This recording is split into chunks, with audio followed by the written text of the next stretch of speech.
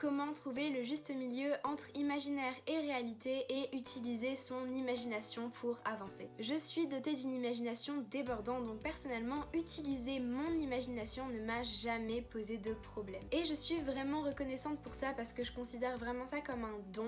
Mais le truc, c'est que à un moment, j'ai passé tout mon temps, j'ai passé en fait tellement de temps à me créer un monde imaginaire que je suis passée à côté de ma réalité. Quand je m'en suis rendu compte, je me suis pris une claque parce que je voulais pas que mon imaginaire soit mieux que ma réalité.